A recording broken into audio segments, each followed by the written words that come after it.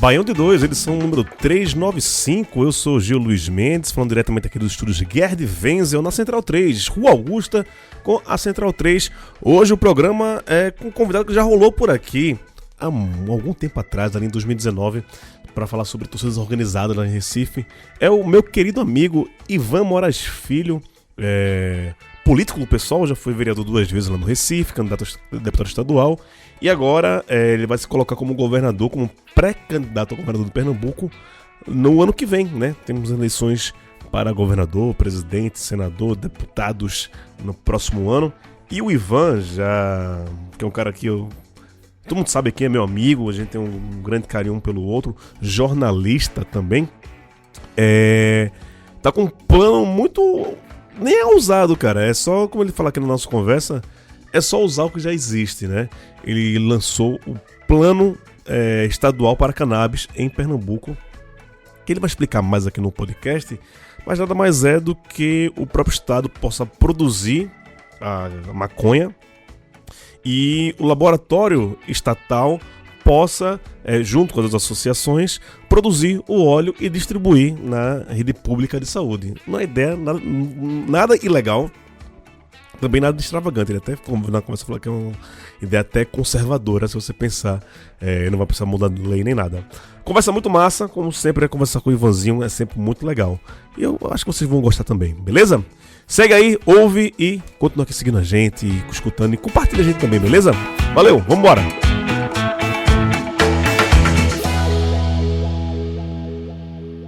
Ivan Moraes aqui com a gente, Ivanzinho, que já esteve com a gente aqui no Baião de 2 antes, né? Pra falar sobre torcida organizada, tá isso lá em 2019, já faz uns bons 6 anos, nem parece, né? Que já passou esse tempo todinho, porque já teve uma pandemia no meio, teve um monte de coisa. Mas hoje o papo não é futebol, não, é outro tipo de gramado, né? Outro tipo de terreno verde, né? Ivanzinho sempre foi um cara também militante da causa antiproibicionista. E chega com nenhuma novidade, né? Nenhuma revolução. É só colocar às claras todo o potencial da cannabis, ainda mais no estado de Pernambuco. Ivanzinho, para quem não te conhece, dá a tua carteirada e já fala desse nosso assunto de hoje.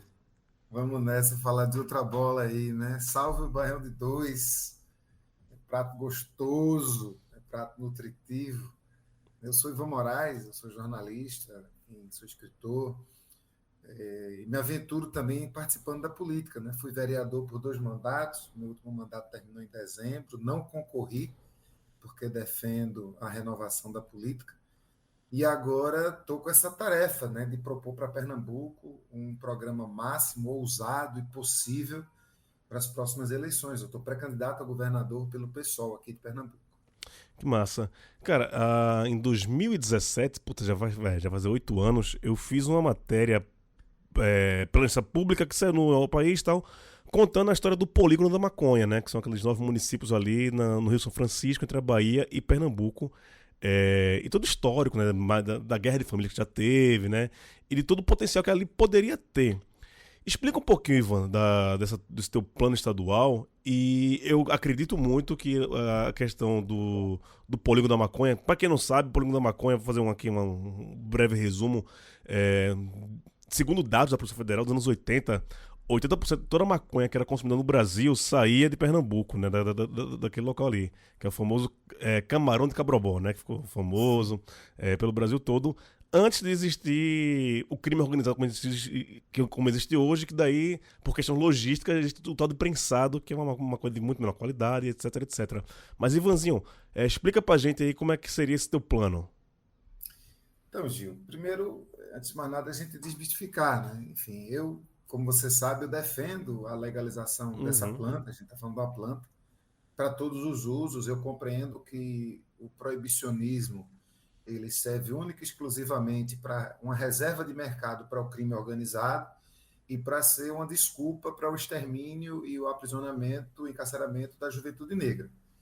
Então, isso é uma premissa, eu compreendo isso a partir da ciência, eu compreendo isso através de estudos que eu já li e já participei. O plano estadual da maconha, o plano estadual da cannabis, ele é um plano modesto, eu digo, é um plano até conservador, ele é um plano apenas contemporâneo no que diz respeito à legislação vigente. Então, eu não estou propondo legalizar o uso recreativo de maconha em Pernambuco, até porque isso não seria legal do ponto de vista da lei, embora fosse muito legal. Bacana. Mas, do ponto de vista da lei, um Estado não pode mudar a lei de drogas. Um Estado não pode legalizar ou mesmo proibir uma substância dentro do Estado. Mas o que é que eu entendo que dá para fazer? Eu tenho falado disso já há alguns anos. Né? Eu concorri a deputado estadual nas últimas eleições, há 4 anos quase, e já propunha isso. O que é que nós temos? Nós temos já, no Brasil, uma lei que permite que sejam vendidos nas farmácias remédios produzidos à base desta planta. Que alguém pode chamar de cannabis, alguém pode chamar de maconha, muita gente chama de liamba, outros vão chamar de cruzeta, de jamba, de fumo do pango, tem um bocado de nome. Mas é a mesma planta, uma planta que tem uma semente, a pessoa planta, a semente nasce, cresce. Se for macho, não vai dar flor, se for fêmea, vai dar flor. Essa flor pode ser usada tanto para o consumo recreativo quanto para o uso medicinal. O uso medicinal dessa planta já está legalizado no Brasil, não é de hoje, não sou eu que estou propondo isso. Qualquer pessoa no Brasil hoje que tenha problema com efeito colateral de tratamento de quimioterapia, ou que sofre de glaucoma, ou que tem autismo num nível muito elevado, que dificulta a sua interação com o mundo, que tem crises epiléticas muito frequentes. Então, existe aí dezenas de patologias que podem ser ajudadas com o uso de medicamentos produzidos com maconha. Não é apenas o canabidiol, como muita gente fala. Sim. O próprio THC e outros canabinoides que estão sendo estudados, porque tem centenas de canabinoides que a gente nem sabe ainda que existe. Então, é isso. Qualquer pessoa, hoje, no Brasil, que vá no médico, que o médico receite esses medicamentos, são alguns, ela pode entrar em qualquer farmácia que venda, ela apresenta a sua receita e ela compra esse remédio. Agora, é um remédio que custa R$ 1.500, R$ 1.700, R$ 900. Paralelamente ao mercado das farmácias, foram construídas, acho que desde 2016, 2017 é quando é criada a primeira Associação Canábica de Pernambuco, que é a CANAP, mas hoje aqui já tem algumas, em Pernambuco tem algumas no Brasil inteiro, Rio de Janeiro, São Paulo. Na Paraíba tem a Abrace, que atende bem tradicional. 50, 60 mil famílias já hoje no Brasil inteiro. Essas associações, elas foram conquistando em menor ou maior grau algum tipo de segurança jurídica, como o medicamento já era legalizado, para poder produzir. Então, essas associações elas têm plantado e produzido medicamentos a um preço mais baixo. Mas mesmo esse preço mais baixo é 200 conto, é 300 conto. Às vezes a pessoa precisa de mais de um frasco por mês. Então, de fato, a gente está proibindo uma parcela da população de ter acesso a um remédio que tem ajudado milhares de pessoas a lidar com suas enfermidades, é porque não tem dinheiro. Então, qual é a grande ideia do Plano Estadual da Cannabis? É a gente poder, ao menos no estado de Pernambuco, realizar parcerias com associações, com produtores rurais, cooperativas, com assentamentos, com comunidades quilombolas, com universidades de todo o estado de Pernambuco, para que a gente possa plantar essa planta, estudá-la cada vez melhor, plantá-la. A flor, que serve para fazer remédio, ela seria beneficiada tanto pelas associações quanto pelo LAFEP, que é o Laboratório Público daqui do estado de Pernambuco.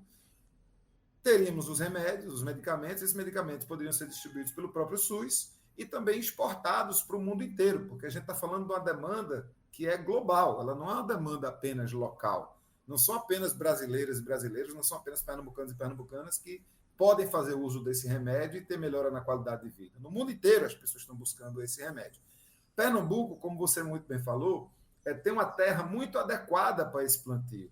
Embora a gente saiba que cada vez mais o plantio indoor, o plantio mais controlado, ele tem sido privilegiado pelas associações e também pelo crime.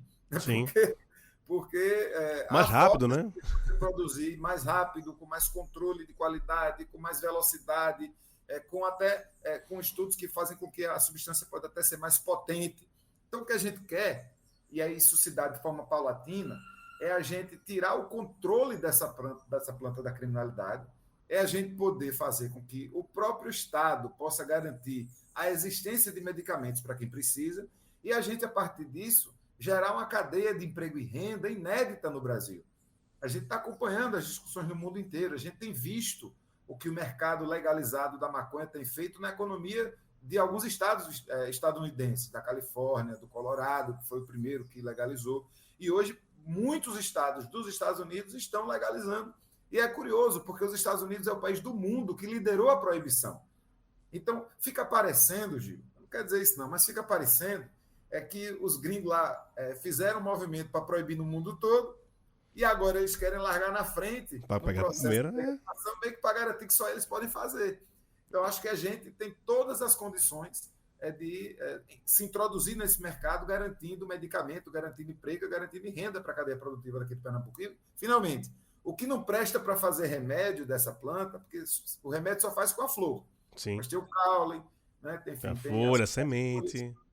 Tudo aquilo que não serve para fazer remédio, serve para fazer shampoo, sabonete, calça, camisa, boné.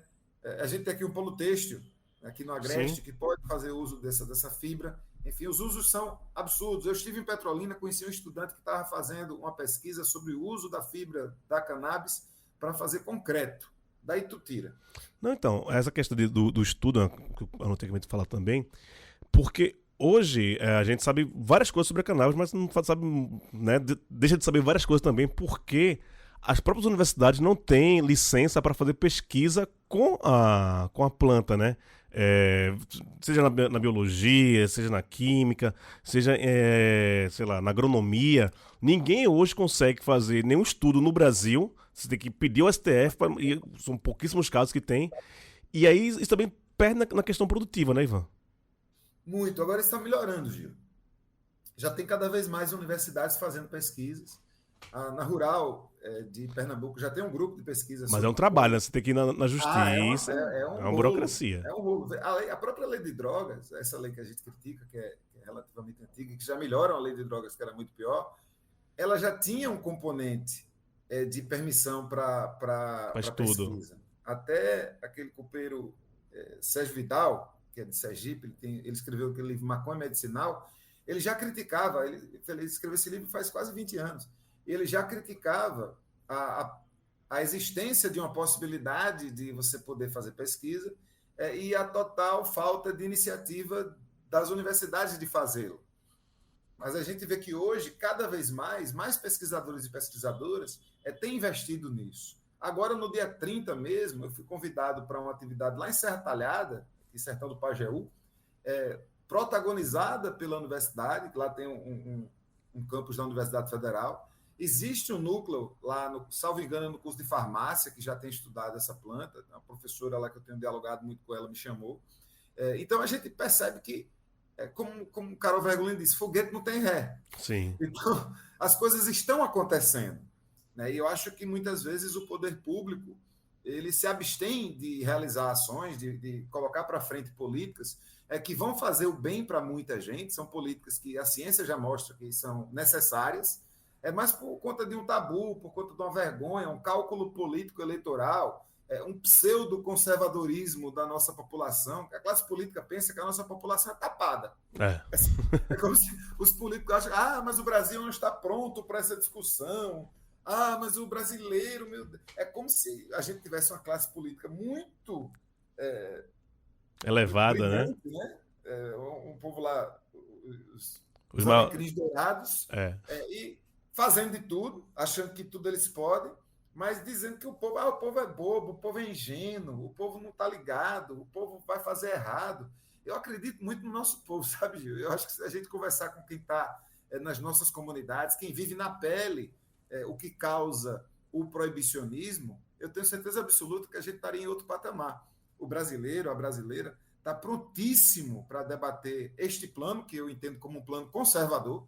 Note que eu não estou mudando nenhuma lei, eu não estou propondo fazer nada do que já é legal hoje. O que eu estou propondo é que o Estado, enquanto governo, que tem recurso para isso, que tem pessoas contratadas, que tem técnicos e técnicas, que tem agrônomos e agrônomas, possa empreender um plano fazendo parcerias com organizações campesinas, com organizações universitárias, trazendo a academia para perto, para que a gente possa, dentro da lei vigente no país, produzir uma planta para produzir um remédio fitoterápico que o mundo inteiro está consumindo em grandes quantidades, porque tem visto que dá muito resultado para a melhora de vida de muita gente. Não, isso evita bastante coisa. Exemplo, saiu uma matéria faz 2 dias, novo cita na agência pública da Amanda Audi, mostrando que aqui em São Paulo a prefeitura gastou 8 vezes mais na compra de remédios com canabidiol do que no mercado normal. A gente sabe que superfaturamento na esfera pública não é coisa tão... Mas, pegando o teu plano, se o Lafep, né, não, é o Lafep de O LAFEP é Pernambuco. o Laboratório Público de Isso. Pernambuco. Se o Lafep produz, ele mesmo distribui, já basta muito custo e essa questão de superfaturamento não existe mais, né? Total, minha gente. E muito desse custo dá-se à escassez, muito desse custo dá-se pela falta de quantidade Que para o oferece, excesso de né? procura. Né? E o que muito se faz, Gil, eu não sei se você sabe disso, essa informação é do Dr. Rodrigo Cariri, que hoje trabalha no Ministério da Saúde, e que dialoga muito comigo essa pauta das drogas, e particularmente da maconha. Ele fala que da forma com que foi regulamentada a distribuição dos medicamentos no Brasil, hoje, os laboratórios que produzem, eu não falo agora das associações, eu falo dos grandes laboratórios que produzem medicamentos à base de maconha no Brasil, eles têm importado maconha do exterior para produzir o remédio aqui. Aí Cariri fala, isso é o mesmo que a gente tivesse importando mandioca para fazer farinha. Né? A Bem gente isso. tem um solo bom, a gente que tem um clima bom, clima tropical, a gente que tem uma expertise, porque a gente não pode ignorar a expertise das pessoas que plantam essa planta e que não estão necessariamente envolvidas com crime, com armas, com a violência. Sim, agricultura familiar. Pessoas, né? Há muitos agricultores e agricultoras, inclusive, que são vítimas de processos violentos por parte de grandes traficantes, de organizações criminosas, para continuar plantando, porque entendem que aquela é o único meio de sobrevivência que lhe restou muitas vezes. Então, a gente precisa pegar o conhecimento que nós já temos, ancestral. Muitos terreiros daqui, de candomblé, De Jurema. em saberes tradicionais, têm feito chás à base da liamba, né? Muitas vezes sem nem saber que a gente está falando da mesma planta.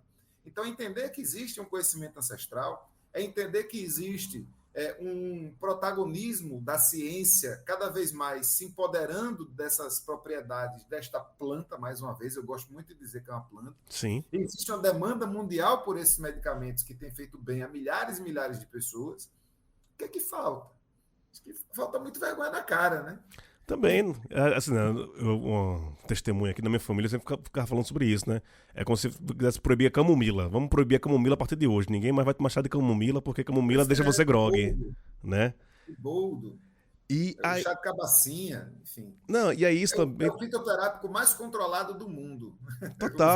Total. E é isso, assim, atualmente eu vejo também que tá quebrando alguns paradigmas, porque, querendo ou não, tá mais acessível isso, né? As pessoas estão vendo o resultado na prática. Da minha família, assim, de parentes muito conservadores, depois de ver de alguém na família precisando tomar canabidiol por vários motivos, mudam a relação da planta como um todo, né?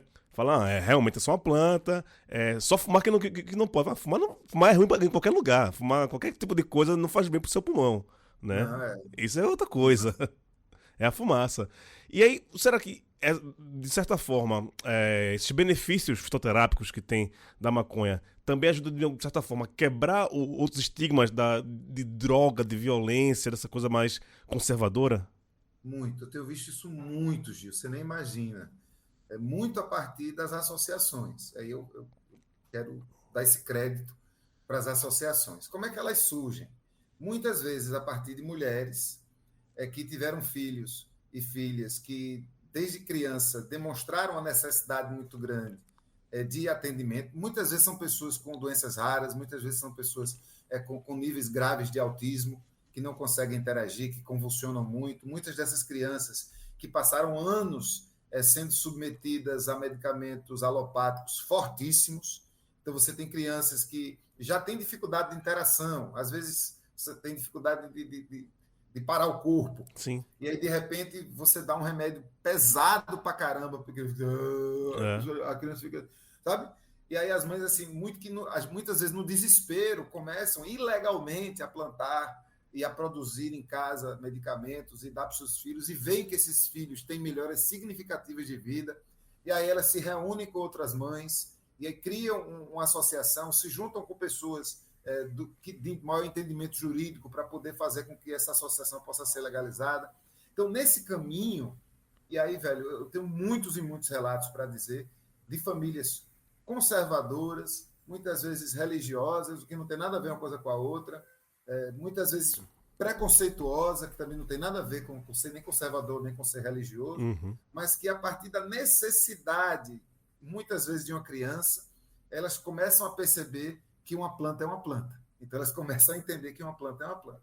E aí, o mais curioso ainda é que quem tem, assim, os expoentes, digamos, as pessoas, historicamente, os grupos que historicamente têm lutado pelo antiproibicionismo e que eram vistos por essas mesmas pessoas, muitas vezes, como o maloqueiro, né? Sim. Uma pessoa que defende o crime, muitas vezes não quer nem conversa com essa galera, mas essa galera que mais defende as associações e se tornaram aliadas destas pessoas conservadoras e preconceituosas que precisam do remédio e que deixam de ser preconceituosas. Sim. Elas têm o aprendizado acontecendo. E acontecem duas coisas ao mesmo tempo, Gil, que é maravilhoso. Acho que a primeira coisa é a compreensão de que, se unindo, a gente consegue vencer barreiras históricas, a gente consegue garantir direitos. E uma outra, velho, para mim ela é tão potente quanto, é a quebra de preconceitos. Total. Porque sabe o que é que quebra preconceito? É o contato. Sem o contato, você não quebra preconceito. Por mais que eu conheça, ou que eu leia, ou que eu ouça falar, ou que eu veja um documentário sobre o modo de vida de alguém, sobre uma diferença que algum grupo social possa ter, é no contato, é no olho, é pegando, é abraçando, é comendo um quilo de sal junto, sabe? É isso. É que a gente começa a entender que os seres humanos têm muito mais semelhanças do que divergências. E eu tenho visto processos de quebra de preconceito belíssimos ao longo desse tempo, né? De famílias que entram nessa história com muito preconceito, mas com muita necessidade, e vão aos poucos se inteirando do que se trata. Acredito muito no potencial do contato para quebrar preconceitos, e quebrar preconceito hoje em dia talvez seja uma das nossas principais tarefas no mundo. Total. Você passou uma resposta lá no começo sobre esse assunto que eu também queria tratar aqui, é que assim, o perigo, né? A gente tá nessa do antiproibicionismo já há um tempo, do grande capital tomar conta dessa pauta, né? Nesse caso, a gente falou aqui da questão fitoterápica, das grandes farmacêuticas, né? Querer abrigar isso e isso ser uma forma de capitalismo. Eu sempre tenho essas discussões, quando a pessoa fala muito de legalização, eu faço legalizar para quem, né? Quem vai ser o maior beneficiado disso? E quem já foi prejudicado vai ter reparação, né? E acho que é isso. Se o Estado não tomar conta, o mercado não se autorregula, né? A gente sabe disso. Como é que tu vê isso? Não existe. Acho que há algum tempo já a nossa discussão não é se haverá a legalização da maconha. É quando e como, né? É quando e como. E eu acho que talvez a única coisa boa de o Brasil ser essa vanguarda do atraso, a gente parece estar esperando o mundo todo fazer as coisas para a gente ver como é que faz. Talvez a única coisa boa é a gente aprender com os erros dos outros. Sim. Então, eu entendo que não pode ter uma legalização no Brasil, por exemplo, que não venha acompanhada de anistia para as pessoas que eram pioneiras nesse mercado e que foram presas sem relação com violência. E aí eu grifo isso. Porque a maior parte das pessoas que são presas com maconha, ainda que tenham sido presas para venda e não para o uso, a maior parte delas, elas não têm ligação com o crime organizado, elas não estavam armadas, por exemplo. Elas não vivem num ciclo de violência. Eu entendo que essas pessoas precisam ser anistiadas. Porque a gente não pode fazer, por exemplo, o que aconteceu em alguns estados estadunidenses. O que é que eles fizeram?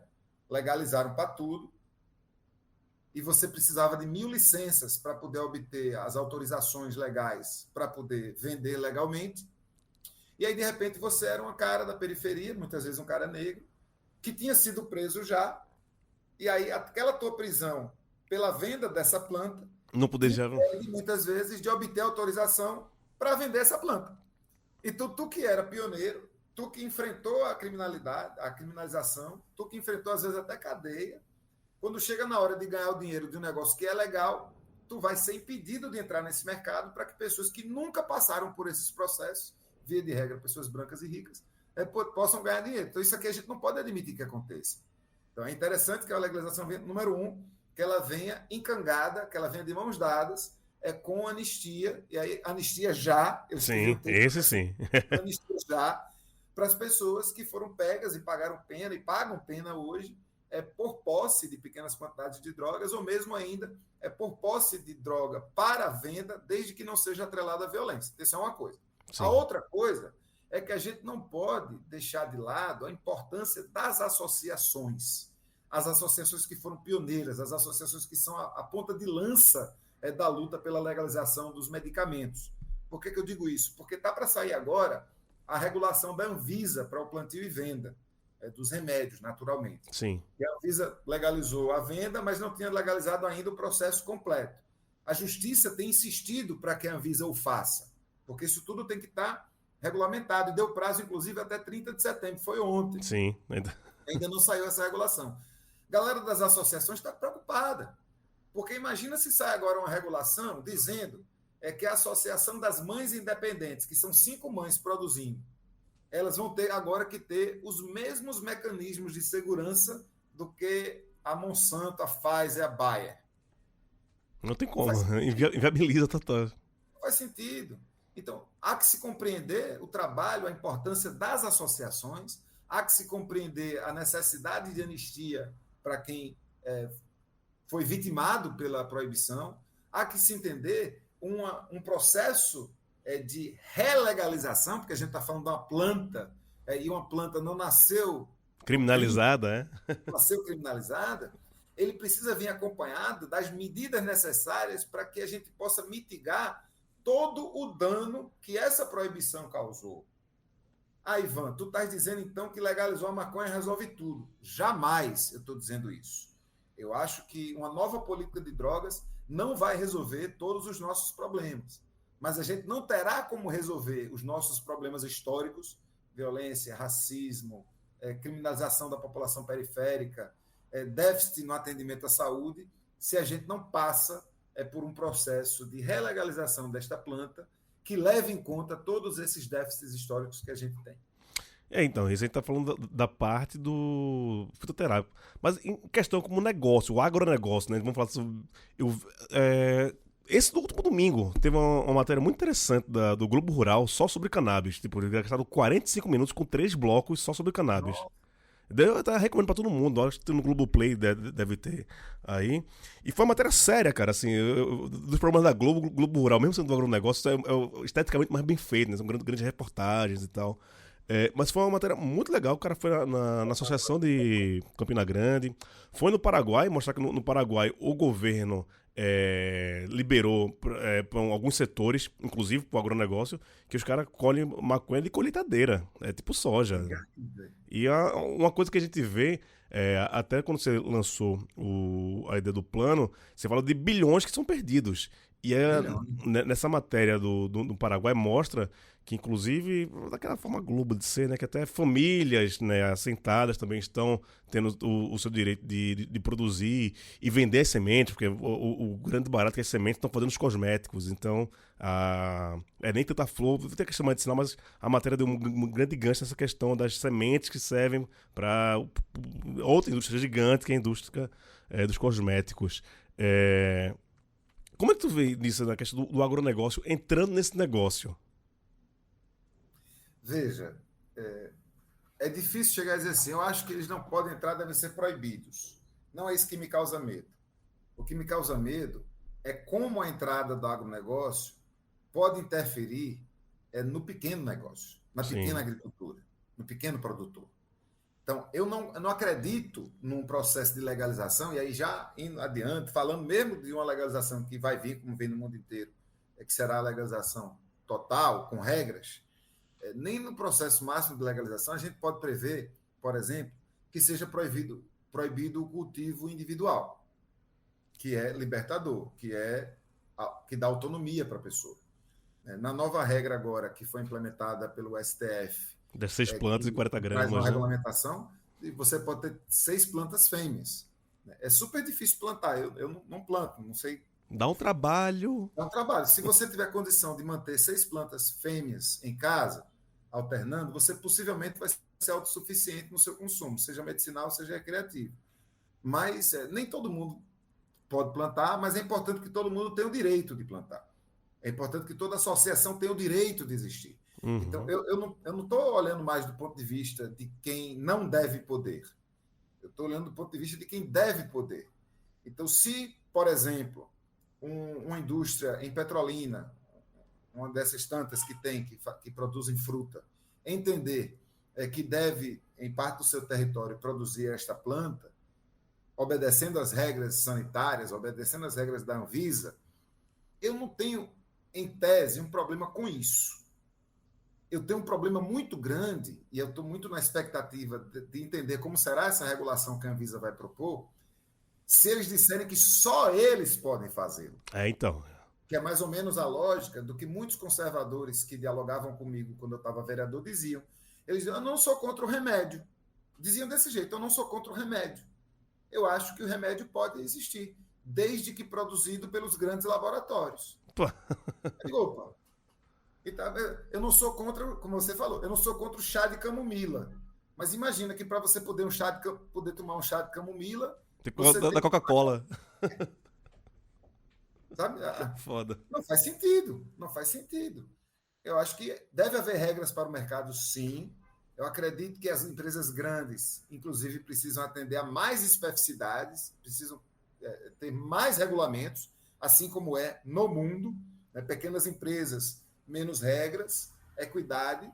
Agora, nenhum tipo de regulação, no meu entender, deve prejudicar as associações, antes de mais nada. Acho que as associações precisam receber medalhas, troféus, aplausos, recursos. Precisa ter edital para que as associações possam trabalhar com recurso público. Eu defendo isso. E o cultivo individual não pode ser atrapalhado. Eu não estou sendo diametralmente contra o agronegócio, embora tenha restrições, eu tenho restrições, muitas ao agronegócio, mas eu entendo que a grande questão não é permitir que eles plantem. É o lobby que eles costumam fazer para que apenas eles plantem. Isso a gente não pode permitir jamais. Tem esse grande perigo. Ivanzinho, prazer falar com você, viu? Foi bem massa, viu? Dá teu recado final aí sobre essa proposta e outras coisas que você fica à vontade agora. Massa, Gil. Primeiro, um prazer grande encontrar você. A gente sempre se encontra no carnaval e às vezes quando eu dou sorte de você chegar em Recife. Pois é, e você faz tempo que você não pulou por aqui, viu? É difícil, rapaz. Agora com essa campanha vai ser mais difícil ainda. Mas quando eu chegar eu lhe dou um toque. Avise. Estou aqui muito animado, gente. Vocês que não me conhecem, fazendo essa pré-campanha para no ano que vem me candidatar ao governo de Pernambuco. O Plano Estadual da Cannabis é uma das propostas máximas, ousadas e possíveis que a gente tem para o Estado de Pernambuco. Mas eu também vou falar de renda básica de cidadania, eu vou falar de tarifa zero no transporte metropolitano. Importante. Eu vou falar da revolução dos baldinhos para a gente estabelecer um teto de tempo, um teto temporal, para que não haja mais aterros sanitários, para que a gente possa reciclar tudo e compostar tudo. Enfim, a gente tem aí um bocado de proposta ousada, máxima e possível, coisas que estão acontecendo no mundo todo e que a gente pretende aqui em Pernambuco trazer como exemplo. A minha campanha, Gil, não vai ser uma campanha, ela vai ser um desafio. Ela vai ser aquele desafio que diz assim, não dá mais para a gente viver num tempo em que a gente passa o tempo todinho brigando contra o atraso, que é isso que a gente está fazendo hoje. A gente está elegendo governantes, no máximo, para conter o fascismo. Aqui em Pernambuco, a gente não quer apenas conter o fascismo. O fascismo aqui a gente já conteve. Aqui a gente precisa perder a vergonha de olhar para frente. É isso que eu estou querendo fazer no ano que vem. É isso. Valeu, Ivanzinho. Abraço, meu querido. Valeu,